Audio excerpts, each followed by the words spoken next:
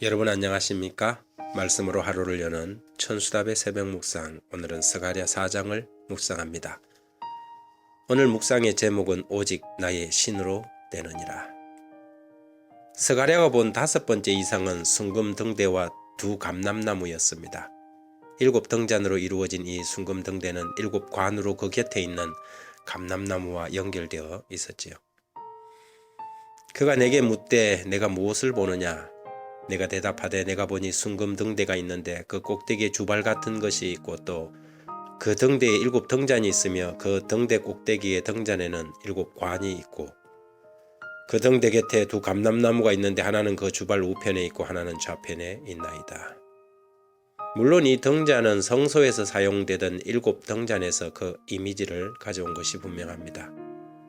온 세상을 비추는 하나님의 말씀과 기별이 바로 건축될 스룹바벨 성전을 통하여 전하여질 것이라는 의미가 내포되어 있습니다.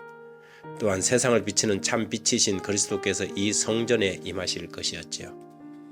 7절에 큰 산아 내가 무엇이냐 내가 스룹바벨 앞에 평지가 되리라.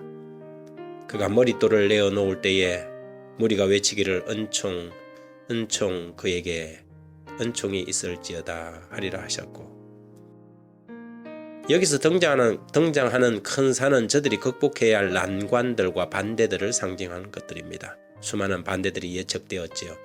내부의 반대, 그리고 외부적 반대들과 재정적 부담과 토착 세력들의 반발도 만만치 않을 것이었습니다. 하지만 이런 반대와 어려움에도 불구하고 하나님의 약속이 분명히 주어져 있었습니다. 스가랴 6장 4절에 그가 내게 일러 가로되 여호와께서 스룹바벨에게 하신 말씀이 이러하니라. 만군의 여호와께서 말씀하시되 이는 힘으로 되지 아니하며 능으로 되지 아니하고 오직 나의 신으로 되느니라. 엘렌 와이트는 이 부분에 대하여 이런 주석을 남겼습니다. 하나님의 전의 회복과 건축을 방해하기 위하여 생겼던 그 어려움들과 꼭 같은 난관들, 곧 스룹바벨 앞에 나타났던 곤란의 큰 산들을 오늘날 하나님과 그분의 사업에 충성하는 사람이면 누구나 다 만날 것이다. 우리가 하나님의 일을 하려고 할 때 우리는 수많은 반대를 직면할 수밖에 없습니다. 어떤 때는 그 반대가 점점 커지고 그 벽이 높아서 좌절하거나 실망하여 포기하기에 이르기도 하지요. 경제적인 어려움이나 외부적 압박이나 혹은 친한 사람들의 합리적 조언까지도 그 일을 포기하게 만드는데 사단의 조력자가 될 수 있습니다. 저들의 말은 한편으로 일리가 있을 것입니다. 모두가 반대하면서 홀로 사면초가에 갇혔을 때 우리는 하나님께 달려가서 물어야 합니다. 과연 이것이 하나님의 뜻인가? 아니면 내 자신의 객기에 불과한 것인가? 이것이 하나님의 약속이 있는 것인가? 그리고 하나님의 분명한 약속이 있다면 우리는 물러서지 말아야 합니다. 그리고 마지막으로 우리가 물어야 할 질문은 이것이 과연 하나님의 교회와 사업에 유익한가? 그리고 덕을 세우는 일인가를 물어야 합니다. 고린도전서 10장 23절에 모든 것이 가하나 모든 것이 다 유익한 것이 아니요 모든 것이 가하나 모든 것이 덕을 세우는 것이 아니니라고 했습니다. 맞다고 해서 다 옳은 것은 아니지요. 그것이 하나님의 교회와 공동체에 유익하고 덕을 세우는 것이어야 합니다.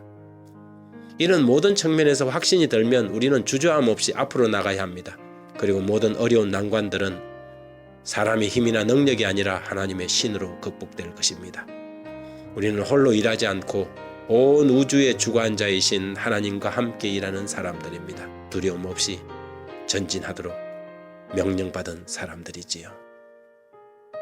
하나님, 반대를 만날 때 이것이 주님을 위함인가 자기 자신을 위함인가 묻게 하시고 주의 영광을 위함이라면 두려워하지 않게 해주십시오.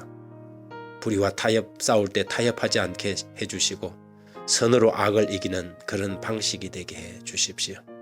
모든 난관들과 극복되는 성령의 역사를 보게 해주시고 결국은 하나님의 나라가 승리할 것을 믿어 의심치 않게 하옵소서.